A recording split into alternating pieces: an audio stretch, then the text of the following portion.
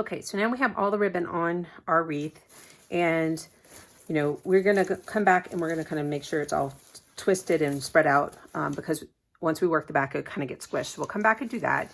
So we're gonna flip this over, and now we're gonna kind of tie off these pipe cleaners. So if you have needle nose pliers and or wire cutters, they're helpful, but they're not mandatory in order to do this step. So now is when you're gonna go ahead and twist off any of these. And if you don't have the tools, basically you're just going to twist all the way down, and then you're going to roll those edges, the tail, so to speak, down. Now, pipe cleaners do have a little wire pointing out. The reason why that's why we're rolling that down. It's just so it won't scratch any surface that it may be up against. If you find that something is loose, you can untwist it and tighten it. If you found that any of the outer ones are rolling out, kind of like this guy is here, I can untwist it. I can pull more to the inside, kind of help it to roll back out, so it stays on the front side of the wreath, and then twist off. You might find that you may not have twisted off entirely, whatever. So this is the time to do that. Now, if you have, stuck. If you have wire cutters, this is, instead of having to twist off this long tail and tuck it all in, you can just trim off the excess. And then whether you have needle nose pliers or not, you can use them to twist down. And it just saves my fingers from being scratched and stuff. So I'm going to go ahead and go all the way around the wreath doing this, trimming and tucking in my ends. And then what we're going to do is we're going to kind of go to the front, finesse the wreath, and add the sign. So I'll be back shortly.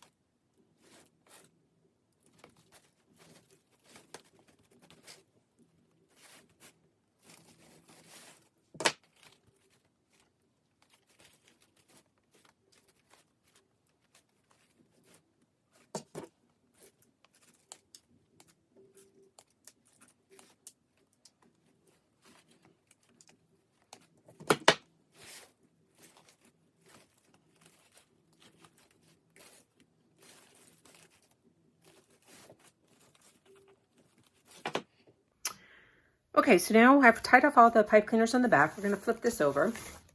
And you just want to kind of make sure that your ribbon stands out. And just separated so that, you know, the patterns are facing forward. You will still do this one another couple more times before you are satisfied. As when we add the sign, you might need to pull some out. And then when you hang it up on your wall or your door, you might want to kind of adjust some of the ribbon at that point. So now I'm going to look for my place to put my sign. So you may want a certain pattern showing, you know, something like that. So I think that's maybe what I'm going to do right there. So I am going to start on one end. Now I realize this is difficult for you to see just because of the fact that I am using fishing line, and it's pretty hard to see that. Now I do give you a long tails of fishing line, so you have plenty to work with.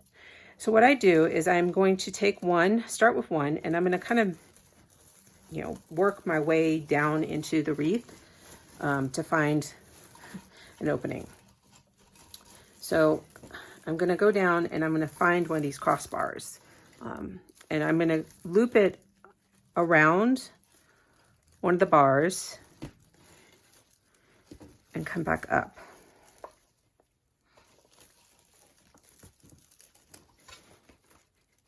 And you can see it's hard for me to do this because I'm trying to make sure it stays in the video. And sometimes I can't get my fingers around. Oh my goodness. This is really proving to be impossible. There we go. And sometimes they're more tricky than others. Now that I've got it, I've gone around one of the bars in the back, and now I'm going to go back down that same hole on the sign and then pull it through to the back side.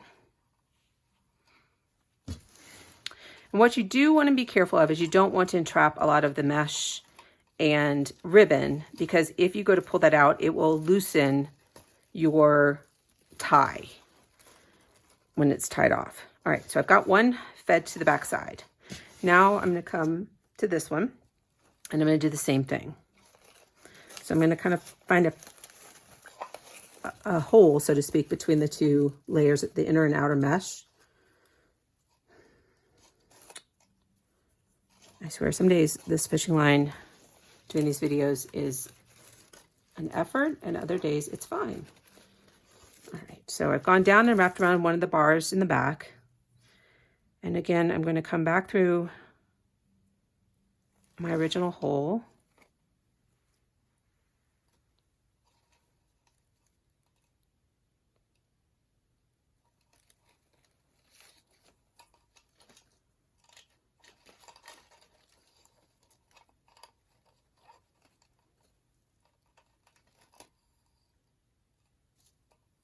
Okie dokie, what is happening?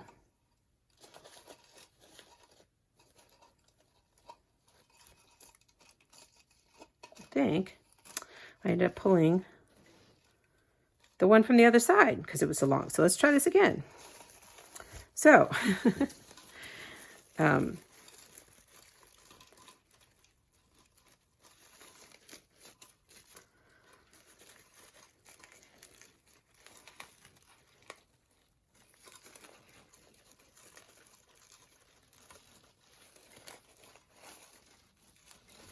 okay.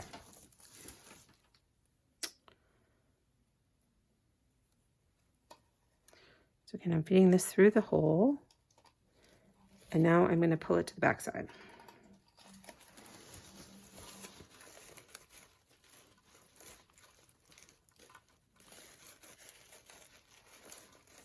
Okay.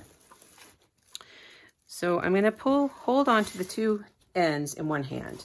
I'm going to make sure my wreath is kind of where I want it. I am going to put a little tension on it because I do want this sign to sit kind of into the wreath, not being too far off the wreath, so that it would slide down. Again, we'll be able to play with the ribbon around the corners and make sure it's, pops out.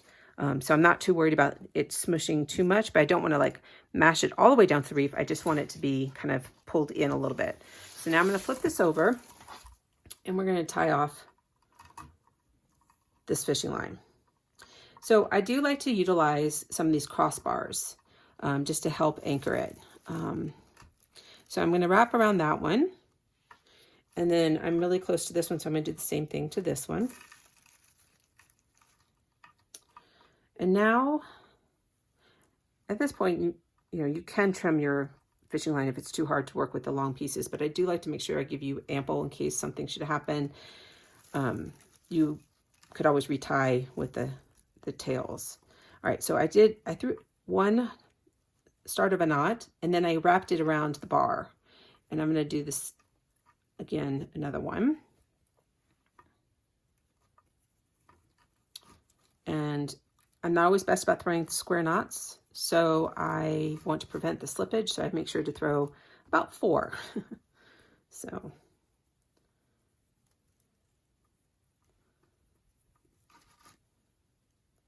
do one more. Okay. Now I will often take it and go around another bar and do 4 more throws. And it's just for good measure.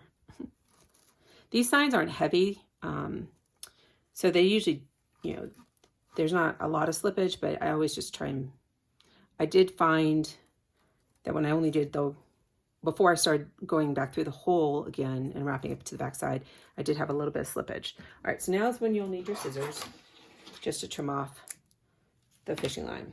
So now we're gonna flip it back over, and we're gonna do the other side. hopefully I'll have a little bit easier time. So I'm going to make my way through to the back side of the wreath, wrap around one of the bars, and come back up.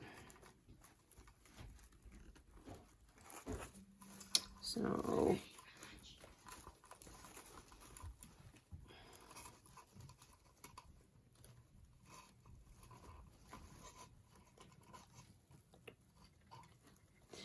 this fishing line today is really not cooperating with me, so I apologize. I usually don't have this much of a struggle.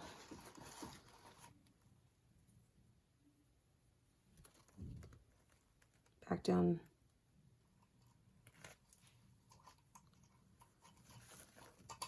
Onto the back side. And on this one,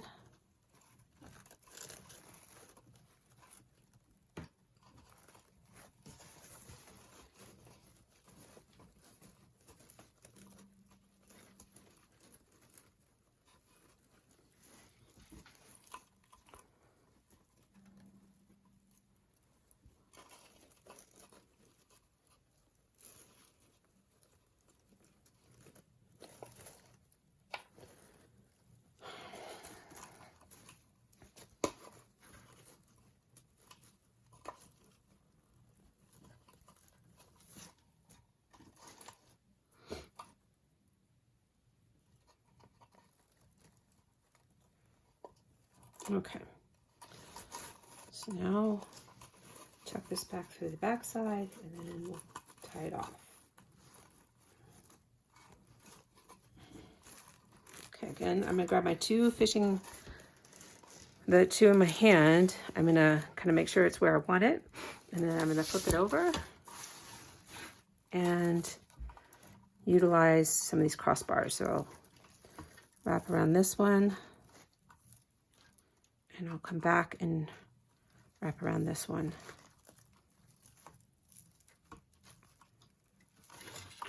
Okay.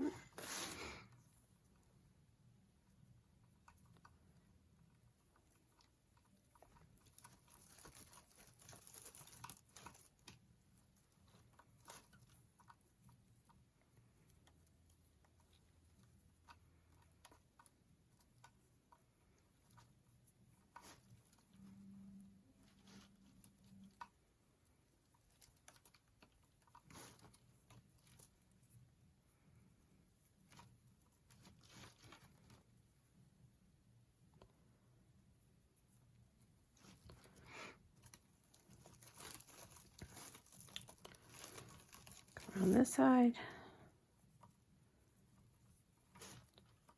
All right, we are getting there. We have 2 more steps and then we're finished. So thanks for hanging in there while I wrestled with my fishing line. Hopefully you will not have as much of a challenge as I did in my video.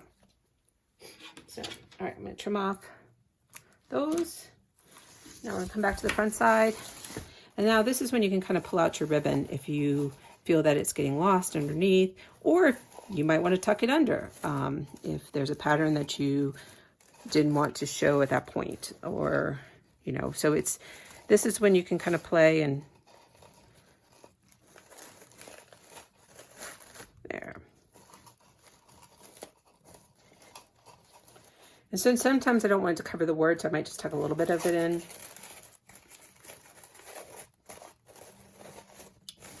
Well, I'm pretty happy with the way this is looking. And again, I will probably do it one more time once I get it up on the wall or the door. Just so that, you know, sometimes when it's up, you might see something that you want to flip down. So that's that. Now what I want to do, the last step we have is putting on our little wire hanger. You do not need to use this if you don't want to.